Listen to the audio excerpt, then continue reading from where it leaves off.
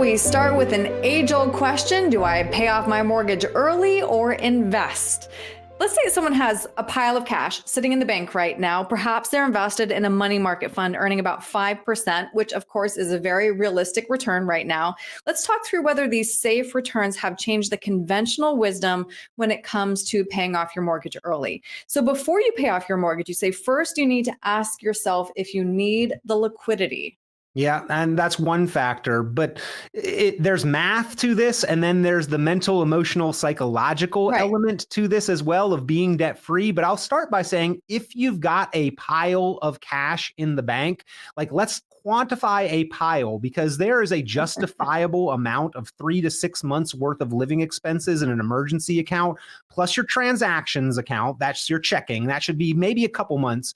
If you've got significantly more than that sitting in the bank, then you've got a saver's mentality and you might be like waiting for the right time or waiting for the right thing to do with that money. And you're missing out on the opportunity for growth that could come if you pivot that more toward an investor mentality. And it is a shift in mentality. It's a shift in psychology that with every time you get paid, some of that money is going into investments. That could be significantly more on that side. Although I also get it that people are conservative. They don't want to take a lot of risk, especially with money that they could pay off their house with. Now, Erin, the question of should we pay off our house when we've got these low interest rates?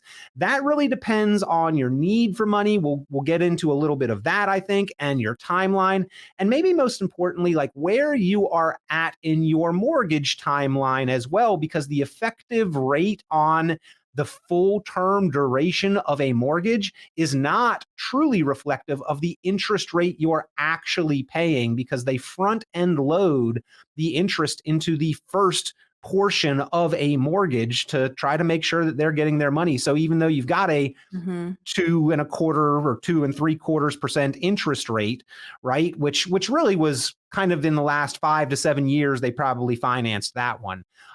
Which means they're probably fresh into a mortgage, which means that a large part of each payment that they're making is actually going toward interest and not to principal. And if you ever make payments and you see how much of that actually knocks off your principal, you know this. And then when you make an extra payment and say, well, this is a principal only payment, it doesn't take off the next, it takes off the one on the very back end, which would have been principal only anyway.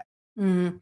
So you touched on this, but of course you do need to crunch the numbers to see how those returns compare. Compare the RIO of a mortgage paydown versus investing in the market. And the return on your debt paydown, I would have thought is straightforward, which would be your mortgage rate, but you said it's a little bit more complicated than that. Yeah, and by the way, the return on investment in investing, or at this point in time, the interest rate on a savings account, a CD, a money market, we don't even have to take a whole lot of risk right now to get a better rate than what people borrowed money for 5 to 7 years ago. So they're locked in for 10, 15, 30 years at a very, very low interest rate. And the same money that they borrowed, they could now hand back to the bank and earn, in some cases, twice that interest rate. But is it that straightforward? No, it's not. Because again, you've got to hold the interest for the duration of the term in order to truly achieve that interest rate. But it's the reverse of the time value of money. The slope goes this way, that you are paying a lot of interest on the front end because banks know that people don't keep their mortgage for the full duration. I think the national average is 8 years or just under 8 years for how long people keep mortgages because they move or they refinance. And the banks want to make their money in that time period. I mean, think about this. Why would a bank who's got you locked into an interest rate send you something that says, hey, by the way, we can save you on your monthly payment. We can bring down your interest rate. Just refinance with us.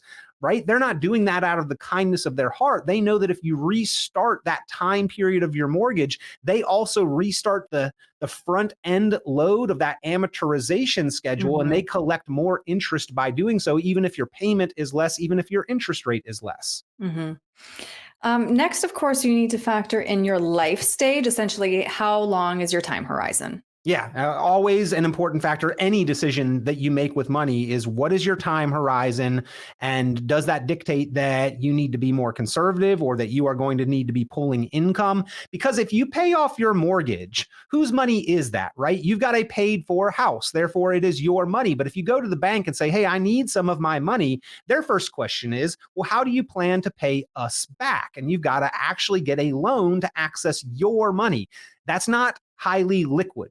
Whereas we could take that and put it in a high yield savings account, or again, a money market, something that is earning a reasonable interest rate in historical perspectives right now, and have that money be much more liquid and accessible to you, maybe be earning more than what the interest rate on the mortgage is costing you. And so in a period of 5 to 10 years into the future, not only do we still have the capital and the ability to pay off the mortgage, but now we've got a little delta between what we used to owe on the mortgage and what we now owe on the mortgage. That's money that you can then put in your pocket for liquidity purposes. So the timeline in which you might need access to those funds is really going to be part of the determining factors of equations there that go into this question: do I pay off the mortgage or not? And I will say, the other part of this mental, emotional, psychological question, like the math might tell you one thing, that, oh, well, mathematically we realize that delta, and we are able to net some money at the end. But mentally, emotionally, psychologically, nothing is better than being debt free. And if it's a cash flow crunch, paying off the mortgage creates additional cash flow month to month to month in your budget. And so there might be a case here where just paying off that mortgage not only has a mental, emotional, psychological benefit that we don't have the debt, but also a cash flow benefit month to month when we don't have the mortgage payment.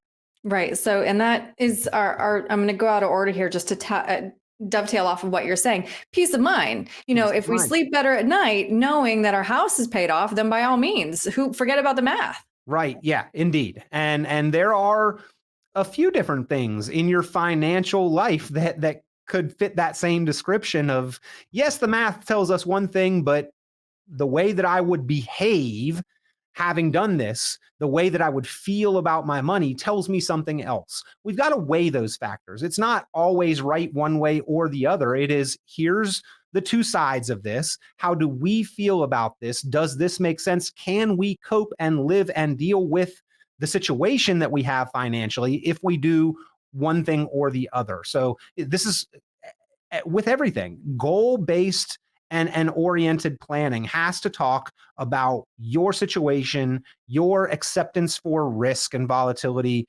your income, your comfort, your confidence with your money and your financial situation. And paying off a mortgage, it's most people's largest or one of their few largest investments. So it's got a big bearing on their total financial well-being and confidence. Yes, very emotional decision. Last, though, I do want to touch on tax implications. And I think a lot of people think there's a benefit in paying taxes on their mortgage. So another complicated one, I know. Well, so most people don't even realize the potential benefit, because right now the current tax code has our standard deduction so high that we just take the standard deduction rather than what we used to do, which is add up all of the other deductions that we could muster and itemize.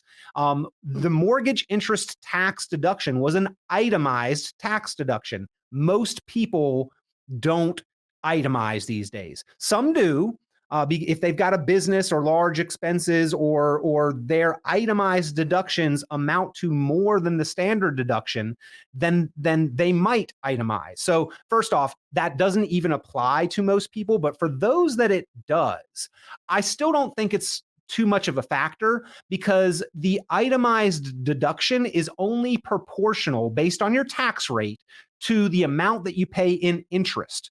So in other words, if I've got a 20% tax rate, if I paid $5,000 in interest, that's $1,000 tax savings. If I hate paying the IRS $1,000, so much so that I'm willing to pay the bank $5,000, we might need to rethink the psychology of that, right? It still doesn't make a whole lot of sense that we would keep a mortgage ever for the tax benefit. That's not the reason to keep a mortgage. You know, I so enjoy talking this through with you, Peter, because of course this is a very complicated decision, but only in talking it through do you realize how very personalized this answer is going to be. So if somebody wants to, again, talk this through with you to crunch the numbers and see how they feel about it, how can they reach you? You can give us a call at Richon Planning, 919-300-5886, 919-300-5886. You can email me, Peter at richonplanning.com, or go to the website. It looks like Richon Planning. It's my last name, Richon, richonplanning.com, which, by the way, has our whole library of podcasts, the 2024 Maggie Best Local Podcast Award winners. So we're super proud of that. And if you go check out the library of content on various topics, I'm sure you'll see why. You can see why it's award winning. Yes, wonderful. we are very proud of that. Very happy. Congratulations. Absolutely. Best Local Podcast Award. Yes, well deserved. Peter, thanks so much for your time today. Thank you, Erin.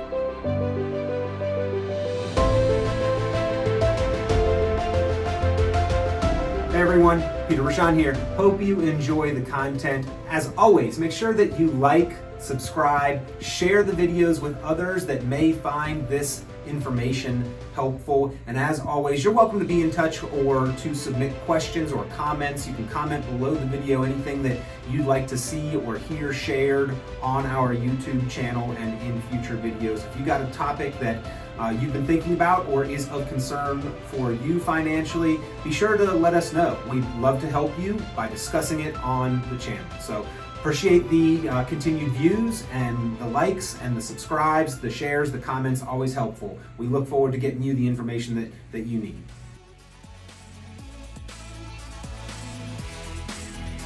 This has been Planning Matters Radio. The content of this radio show is provided for informational purposes only and is not a solicitation or recommendation of any investment strategy. You are encouraged to seek investment, tax, or legal advice from an independent professional advisor. Any investments and/or investment strategies mentioned involve risk, including the possible loss of principal. Advisory services offered through Brookzone Capital Management, a registered investment advisor. Fiduciary duty extends solely to investment advisory advice and does not extend to other activities such as insurance or broker-dealer services. Advisory clients are charged a quarterly fee for assets under management, while insurance products pay a commission, which may result in a conflict of interest regarding compensation.